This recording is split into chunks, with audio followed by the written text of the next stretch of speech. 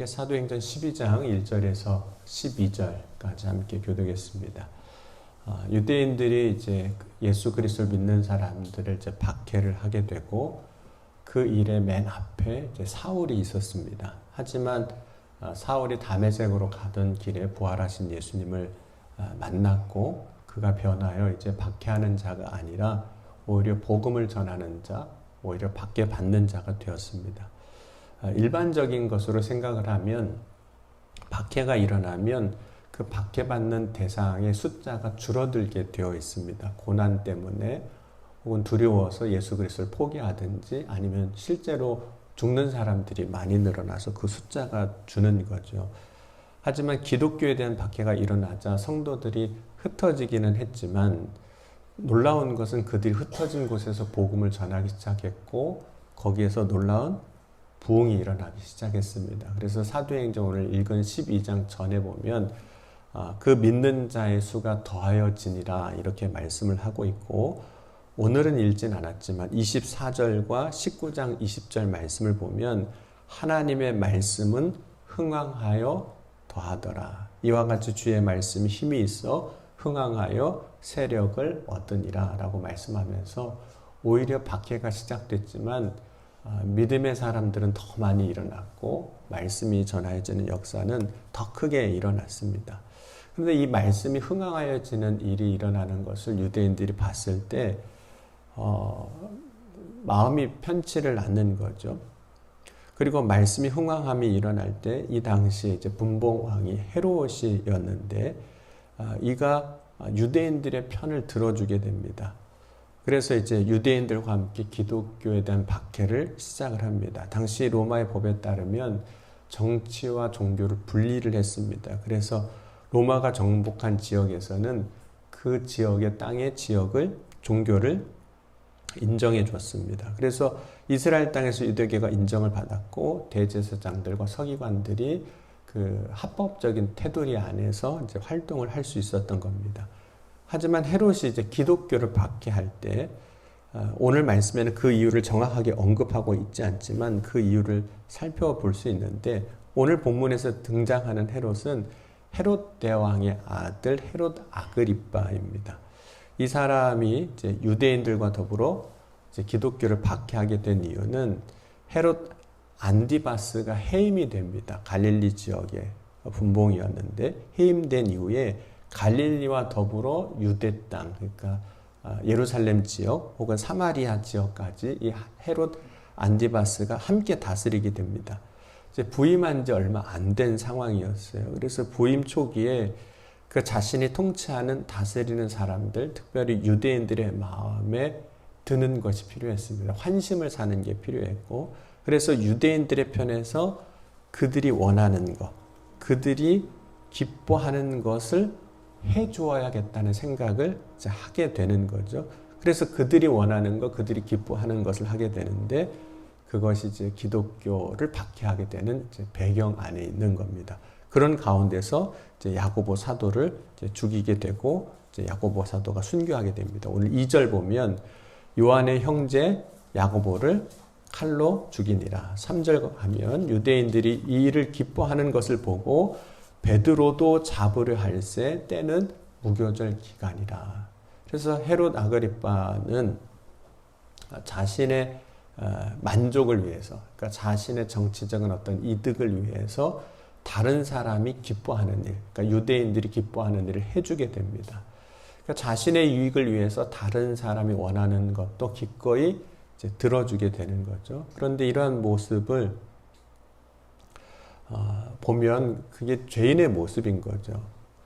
여러분 사람을 죽이는 일, 이제 물론 야고보 사도이지만 사람을 죽이는 일을 선택하는 것도 결국은 자기 만족을 위해서 그렇게 한 거거든요. 근데 이게 죄인 거잖아요. 나를 위해서 다른 사람도 기꺼이 죽일 수 있는 것. 그러므로 우리가 믿음으로 온전히 서기 위해서 살기 위해서 꼭 필요한 것 중에 하나가 나의 만족을 위해서만 살려고 하는 삶에서 벗어나야 하는 겁니다. 물론 우리가 육신을 가지고 살아갈 때 우리의 삶에 필요한 것을 채우는 일은 또 필요해요. 그렇죠? 하지만 필요한 것 이상으로 자신의 것을 채우려고 할 때 결국에는 자기 만족을 위해 서슴없이 죄를 짓는, 아니 그 이상의 일도 하게 되는, 그 일을 하면서도 결코 죄로 여기지 않는 그런 일들이 일어나게 되는 겁니다. 이제 야고보 사도가 순교할 때 이제 교회가 큰 위기를 맞는 거죠. 왜냐하면 곧 이어서 베드로도 잡히게 됩니다. 야고보가 죽는 걸 보고 유대인들이 기뻐하니까 헤롯이 또 베드로까지도 잡으려고 하고 그렇게 죽이려고 했기 때문입니다. 교회의 현재 큰 기둥들이죠, 사도들이. 그런데 그들이 잡히고 죽게 되면 교회는, 성도들의 믿음은 흔들릴 수밖에 없습니다. 그래서 그때 성도들이 이제 베드로까지 잡히게 되었을 때 기도를 하게 됐죠. 마가의 다락방에 모인 성도들이 오늘 기도합니다. 5절은 한번 같이 읽어보도록 하겠습니다. 12장 5절입니다. 이에 베드로는 옥에 갇혔고 교회는 그를 위하여 간절히 하나님께 기도하더라. 여러분, 기도응답, 빠른 기도응답의 그 방법은 오늘 말씀에도 나오거든요. 간절히 하나님께 기도하더라. 그런데 우리가 간절히 기도하게 되는 이유는 두 가지입니다. 첫 번째는 상황이 너무 급하거나, 지금같이 정말 큰일 난 거예요. 급하거나. 두 번째 이유는 믿음 때문이에요. 하나님이 우리의 기도를 들으시고 응답하신다는 확신이 있으면 간절히 기도하죠. 이 기도에 하나님이 역사하신다면 다른 게 어디 있겠습니까? 그냥 기도하게 되는 거죠. 마가의 다락방에 모인 성도들이 간절히 기도한 이유를 살펴보면 사실 이 상황이 너무 간절합니다. 다급합니다. 베드로가 옥에 갇히게 되었을 때, 물론 아직은 죽진 않았지만 이미 야고보가 순교했고, 베드로가 순교하는 것은 시간 문제입니다. 다만 지금 유대인의 절기 무교절 기간이기 때문에 그 일이 조금 연기된 상황이에요. 하지만 성도들의 입장에서는 베드로를 위해서, 그들을 구원하기 위해서 쓸 수 있는 다른 방법이 없었습니다. 손쓸 방법이 없어요. 힘이 있습니까? 권력이 있습니까? 능력이 있습니까? 방법이 없는 거죠. 성도들이 베드로를 위해서 할 수 있는 일, 그것이 나를 위해서 하는 일이기도 하지만 오직 하나님께 의지하는 것 외에는 다른 길이 없었습니다. 그러니 성도들이 더 간절히 기도하는 거죠. 왜냐하면 다른 방법이 없으니까. 남은 방법은 이거 하나밖에 없는 셈인 겁니다. 하지만 성도들이 이제 간절히 기도한 이유는 이제 상황이 다급하기 때문만은 아닐 거예요. 왜냐하면 초대교회 성도들의 믿음을 보면 정말 대단한 믿음이 아닙니까? 그러니 믿음으로 이제 베드로를 위해서 기도하게 됩니다. 그리고 이제 오늘 읽지 않았지만 결과적으로 하나님 응답하시죠. 여러분, 우리의 믿음이 때로는 정말 좋은 것 같은데 때로는 위기 상황 가운데 그 믿음이 흔들릴 때도 있습니다. 여러분, 성도들이 이제 기도할 때 하나님이 이제 오늘 들으시고 응답을 하시는데 밤에 베드로가 풀려 나옵니다. 그리고 베드로는 성도들이 기도하는, 성도들이 있는 그 마가의 다락방으로 찾아옵니다. 그 당시 성도들이 두려워서 문을 잠그고 기도하고 있었는데 기도 중에 누가 문을 두드리니까 그 기도하는 모임 가운데 로데라는 여자아이를 보냅니다. 가서 누군지 열어주라고. 근데 밖에서 나는 소리가 베드로 소리예요. 그럼 얼마나 많이 설교를 들었겠습니까? 그러니까 목소리만 들어도 딱 알겠죠. 아마 여러분들도 이제 이쯤 되면 목소리만 들어도 전지는 알 거라고 생각이 되는데, 저 로데라는 아이가 목소리만 듣고 베드로인 거예요. 그러니까 기도하는 중에 하나님이 놀라운 역사를 일으켜 주신 거잖아요. 이 아이도 깜짝 놀라서 문을 열어줘야 될 텐데 문을 안 열어주고 그만 사람들에게 먼저 달려간 겁니다. 달려가서 이야기를 한 겁니다. 그러면 여러분 어떻게 될까요? 기도하는 중에 응답이 돼서 왔어요, 베드로가. 그러면 여러분 같으면 어떻게 하시겠습니까? 할렐루야 해야 되는데 오늘 12장 15절 말씀을 읽지는 않았는데 이런 말을 하고 있습니다. 그들이 말하되 내가 미쳤다. 그 여자애 보고 미쳤구나 네가. 지금 무슨 베드로가 여기 와 있을 수가 있느냐. 우리가 그가 옥에 갇힌 것 때문에 기도하고 있는데 어떻게 베드로가 여기 와 있다고 그러냐. 여기서 이제 우리의 믿음의 연약함을 보는 거죠. 기도는 하고는 있는데 이렇게 빨리 기도가 응답으로 역사로 이루어질지를 생각하지 않았던 겁니다. 그럼 우리가 기도할 때 필요한 것은 다른 거 아무것도 없습니다. 오직 믿음 하나면 충분합니다. 믿음이면 되는 거예요. 그러니까 베드로가 계속 문을 두드리기 때문에 또 나가보니까 이제 베드로예요. 그제서야 베드로고 우리의 기도에 하나님이 응답하셨구나, 역사하셨구나 알게 되는 겁니다.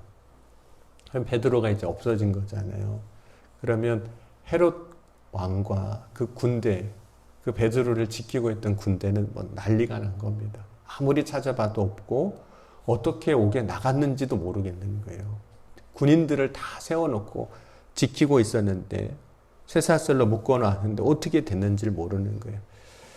그래서 뭐 알 수가 없는 거죠. 하나님의 역사니까. 그런데 이 일 후에 이제 내일 새벽에 다시 볼 말씀인데 헤롯 입장에서는 정치적으로 사실 조금 타격을 입은 겁니다. 그러니까 자신이 부임한 지 얼마 안 돼서 백성들의 환심을 살려고 이제 야고보도 죽였고 베드로도 그렇게 하려고 했는데 그걸 못하게 된 거잖아요. 그러면 자기의 어떤 권력 혹은 모습을 백성들에게 더 강하게 보여주는 어떤 계기나 사건들이 필요한 겁니다. 그래서 단상에서 연설을 하게 됩니다. 근데 백성들이 이제 헤롯의 연설을 듣고 그 권위에 놀래요. 말하는 거나 그가 하는 걸 보니까. 그래서 21절, 22절 보면 백성들이 크게 부르되 이것은 신의 소리요 사람의 소리가 아니다라고 이야기를 하는 겁니다. 그런데 이제 결국은 헤롯도 어떻게 되냐면 죽습니다. 오늘 성경에는 뭐라고 이야기하냐면 벌레 먹어 죽었다 이렇게 이야기를 해요. 그리고 그가 죽은 것에 대해서 그가 하나님께 영광을 돌리지 않은 까닭에 주의 사자가 쳤고 벌레 먹어 죽게 됐다라고 이야기를 합니다. 그러니까 하나님의 심판으로 죽었다라고 결론 짓고 있습니다. 그래서 오늘 두 사람의 죽음 보게 되는 거예요. 하나는 야고보의 죽음, 순교인 거죠. 하나님의 영광을 위하여 살다가 죽었습니다. 또 한 사람의 죽음은 헤롯의 죽음이에요. 이 사람은 자기의 만족을 위해 살다가 자기의 영광을 위해서 살다가 죽은 사람입니다. 여러분 누가 더 복될까요? 하나님의 영광을 위해서 산 사람은 하나님의 나라에 들어갔고 자기 영광을 위하여 산 사람은 세상에서는 영광을 누렸지만 결국에는 심판에 들어가는 겁니다. 세상에서 아무리 대단한 삶을 살았다 할지라도 구원받지 못한 삶을 살았다면 결과적으로 보면 인생을 헛산 거예요. 열심히 잘 살았는데 결론은 심판받고 지옥에 갔다면 그 인생이 헛산 거죠.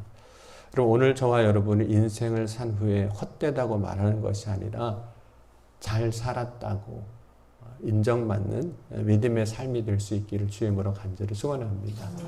인생을 살다가 한 번 살다 죽는 것은 이미 다 정해진 일입니다.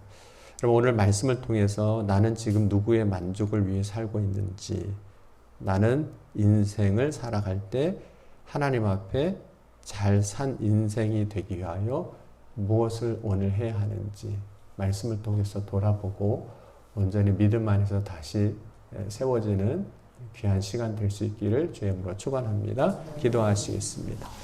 사랑해 주님 감사합니다. 오늘 이 아침에도 주의 말씀을 통하여서 우리의 삶을 다시금 돌아보게 하시고 또 우리의 믿음을 다시 세워나갈 수 있도록 인도하여 주시니 감사합니다.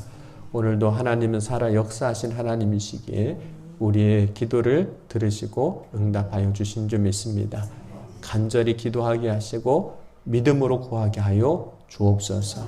오늘 이 시간 우리가 살아갈 때 나의 만족을 위해서만 살지 아니하게 하시고 오직 하나님의 영광을 위하여서도 살아갈 수 있는 믿음의 삶이 되게 하여 주옵소서. 오늘도 주님 앞에 구할 때마다 하늘문을 여시고 채우시고 충만하게 하시고 주의 거룩한 능력으로 역사하여 주셔서 오늘도 기쁨으로 이기는 승리의 삶을 살게 하여 주실 것을 믿사오며 사랑이 많으신 우리 주 예수 그리스도의 이름으로 감사하며 간절히 기도하옵나이다. 아멘.